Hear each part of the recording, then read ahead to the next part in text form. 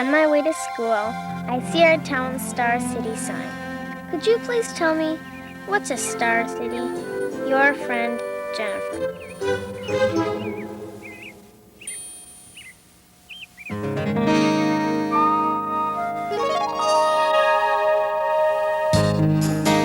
What's a Star City? It's a question a lot of Minnesotans have asked, but not everyone has the same answer. I don't know what a Star City is. I've seen the signs, but I don't know what a Star City is. Oh, that's where everyone comes to audition for Star Search. Well, I think a Star City is a city that's in the middle of a state. Well, it's either a designation you get for being a great place to live or any place that I live. What is a Star City? Well, you know, the wife and I were talking about that the other day. It must be a really, really big capital city. A city with a star. Like Judy Garland, who was up the road. And I can't think of any others, but that she was the one. Star City has got to be a place where a lot of stars shine, isn't that it? I think it's a new lounge downtown. Isn't that the city where the astronomers meet once a year to discuss the stars or something? I don't know, something like that.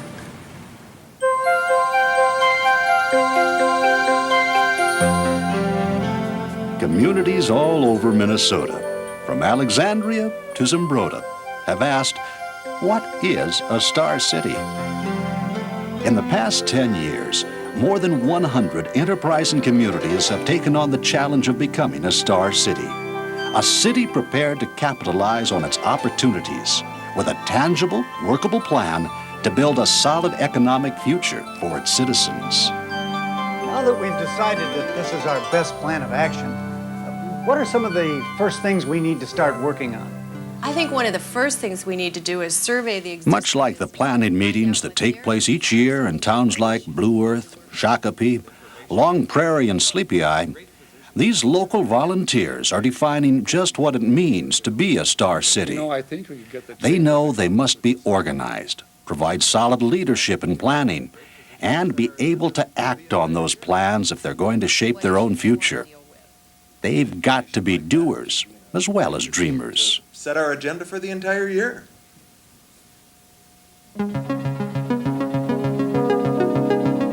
To begin the process, however, you've got to have local commitment to make things happen. When Keewatin began its economic development effort, resident Darla Moore and Mayor Dan Kelly knew their town was in big trouble. When the mine shut down, our town looked like a pumpkin with half of its teeth missing. Half the stores were boarded up. We had vacant spots where there had been fires. The concept was that we had to look at something different than just mining. We didn't know anything. I mean, we didn't have any idea even what economic development was. Between her and me, we were able to sell the council on anteing up some money so we then could proceed into a Star City movement, which would then benefit the community by developing a lot of information and volunteers that we needed. Once we were set up as doing economic development, 5 local people came and asked that if we would help them set up their new business. They had been working out of their basement for 2 or 3 years, and they wanted to expand. And now they're nationally known as Tackle Tamer Incorporated. They had been to a neighboring community first and turned down. Right. So we said, sure, we can help you. The city gave them land in order to put their building on. The city loaned them money to purchase their building. We went out and bought the building and gave it to them. And then they moved this whole building in 2 parts into town. They sat up and they've been doing plastic injection molding for many different companies other than their own product.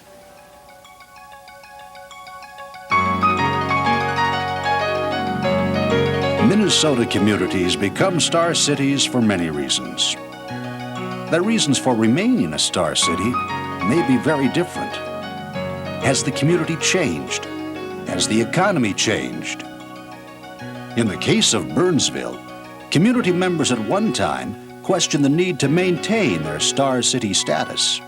After all, they had enjoyed rapid expansion and already had a large base of retail businesses and manufacturers.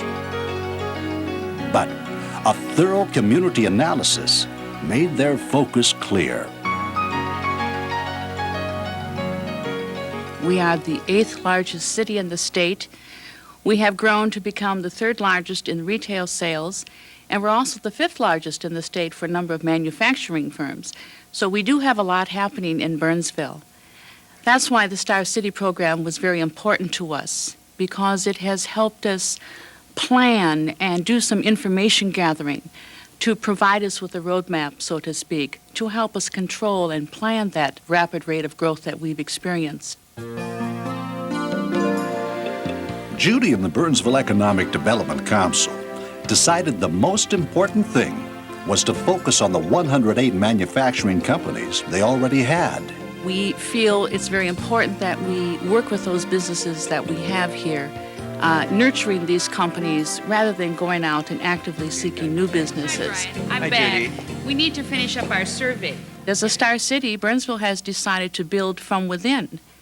Working with those businesses, we find that as they grow and expand here, they in turn then are giving back to the community and caring about the community in which they live, work, and play. We feel really tuned into the community here, from the civic clubs to the elected officials, not only on top of what's happening in Burnsville, but the entire state.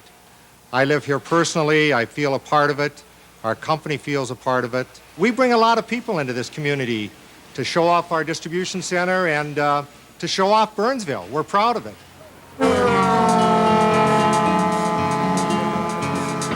What do you folks think of Lake City? Here in Lake City, a revitalized waterfront and marina has attracted new businesses, tourism, and summer boaters. The dedication of a 2-mile walkway along Lake Pepin marks another major accomplishment, as well as a springboard for future growth. For a Star City knows that good fortune doesn't happen by chance, and it doesn't happen overnight. It's the product of long-term planning and dedicated effort. I saw the Riverwalk project as a project that was going to require a combined effort by the city, both the city itself, various nonprofits in Lake City, and the private sector needing to come together to make this Riverwalk happen. Now it's a realization. We're seeing people moving on it, walking on it. It was a community thought, which became reality. I saw this project because of it requiring these multiple efforts as a way to bring the community closer together, making the city a better place to live and to work, and more attractive to potential development.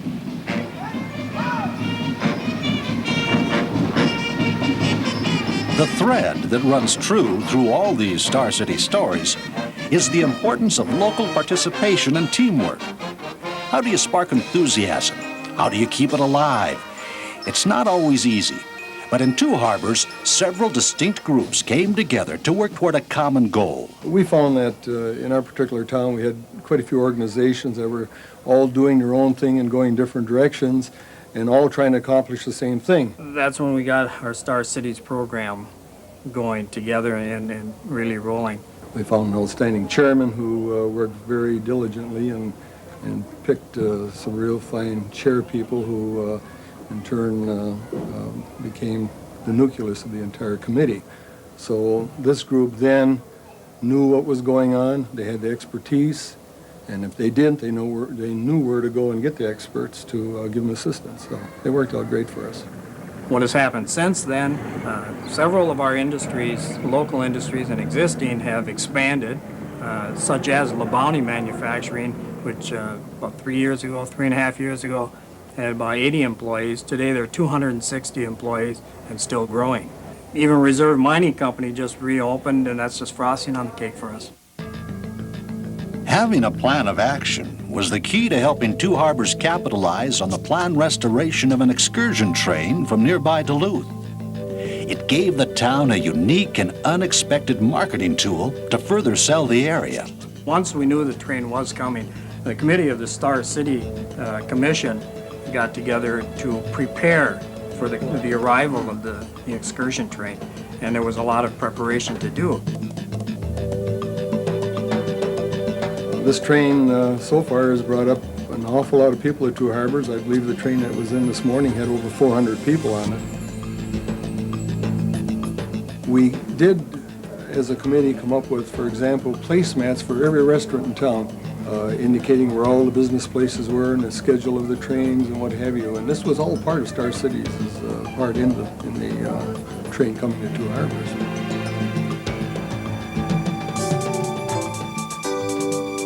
In rural Fosston, an especially creative marketing effort involving the steam byproduct of a solid waste incinerator helped the city fill their nearly empty industrial park with several food processing plants and small industrial businesses. Well, the Star City program gave us the opportunity to take advantage of bringing this solid waste incinerator into our community.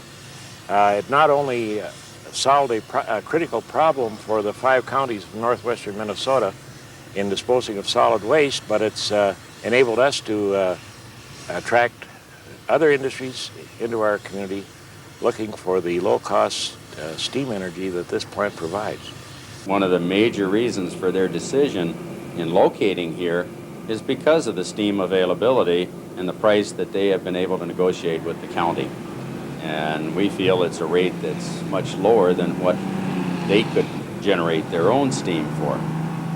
You're improving the whole economic climate for the whole area, and I feel like the incinerator has contributed a lot towards the decision for these businesses to come into the area.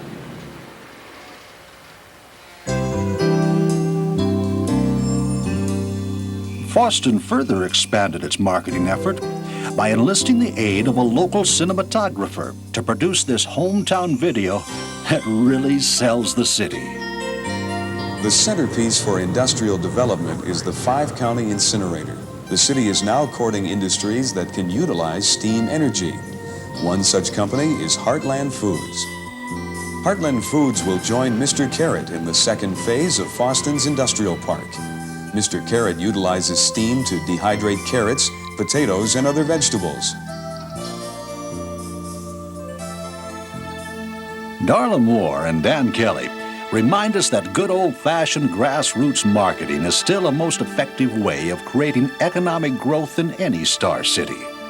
She calls me at least once a week, sometimes more often, with some brand new person that's come in, an individual or a corporation or a company that's got something new that they want to have her help with, either through the revolving loan fund or through the grant program, or to introduce them to how they can start to get grants and various other things like that. You know, through all of our community development type things, we've had people, Joe Blow down the street knows somebody in Hibbing that wants to move his business to some other town or something. He says, call Darla. Word of mouth. You know, and he'll bring them into the office and say, you want to move? Move to Keewatin. We have the whole community behind us.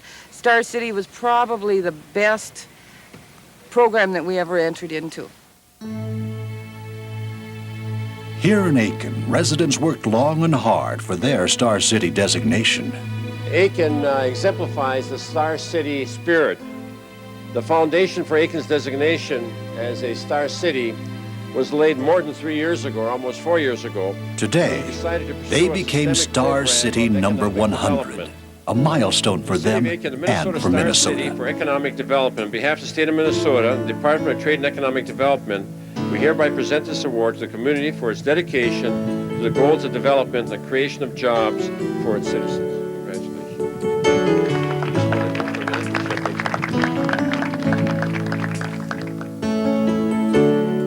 A Star City is ultimately about people. Small town people, big city people, homegrown people, and newcomers too. People who see untapped potential in their cities. People who want secure futures for their kids. People who just plain love their city and aren't afraid to make a commitment. We decided that a playground project would be good because it could serve the city and the children of the city for an extended period of time, as opposed to painting a house or something like that. We then went out into the community, starting with the City Hall, and they were very helpful every step of the way. They were more than happy to see something like this happen.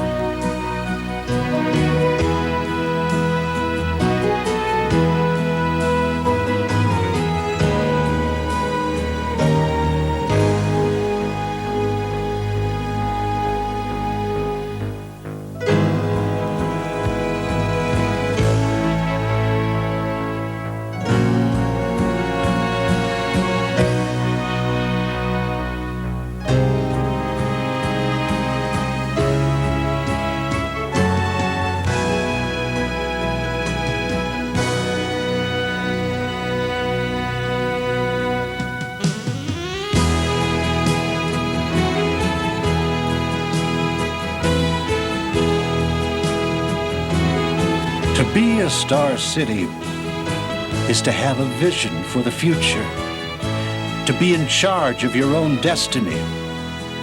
For if there's any place on earth where the American dream is still alive, it's right here in the star cities of Minnesota.